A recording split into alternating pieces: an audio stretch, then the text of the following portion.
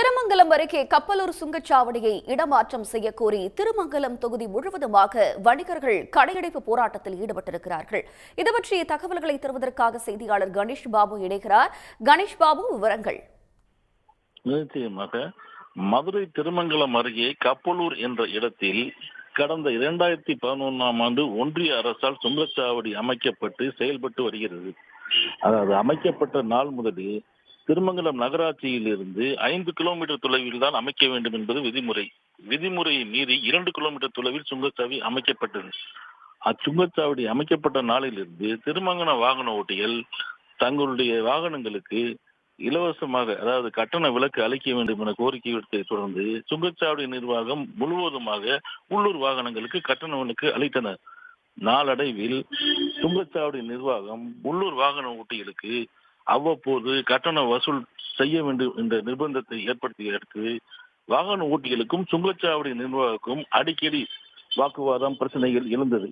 இதனைத் தொடர்ந்து சுங்கச்சாவடி நிர்வாகத்தை எதிர்த்து உள்ளூர் வாகன ஓட்டிகள், அதாவது திருமங்கலம் தொகுதியில் உள்ள உள்ளூர் வாகன ஓட்டிகள் அனைவரும் ஒன்று சேர்ந்து சுங்கச்சாவடி முற்றுகையிடும் போராட்டத்தில் பல்வேறு கட்டங்களில் ஈடுபட்டனர். இதனைத் தொடர்ந்து அமைச்சர் மூர்த்தி தலைமையில் 2 முறை, அதாவது நேரடியாக வருவாய் கோட்டாட்சியிலும் பேச்சுவார்த்தை நடத்தி தற்காலிகமான தீர்வாக உள்ளூர் வாகனங்களுக்கு கட்டண விலக்கு அளிக்கப்பட்டு வந்த நிலையில் கடந்த 10ஆம் தேதி சுங்கச்சாவடி நிர்வாகம் உள்ளூர் வாகன ஓட்டிகளுக்கு 50% கட்டண சலுகை அளித்து 50% கட்டணத்தை கட்டாயமாக வசூல் செய்ய வேண்டும் என தீர்மானித்ததுடன் வாகன ஓட்டிகளுக்கு 5 வருடங்களுக்கு நிலுவையில் உள்ள கட்டண தொகையையும் அனுப்புவதற்கு வழக்கறிஞர்கள் மூலம் வாகன ஓட்டிகளுக்கு நோட்டீஸ் அனுப்பியது. இதனை கண்ட உள்ளூர் வாகன ஓட்டிகள் அதிர்ச்சி அடைந்தனர்.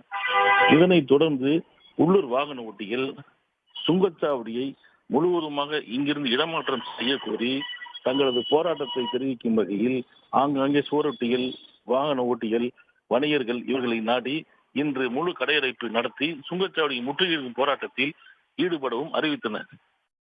உடனுக்குடன் செய்திகளை தெரிந்து கொள்ள சன் நியூஸ் பெல் ஐகானை கிளிக் பண்ணுங்க.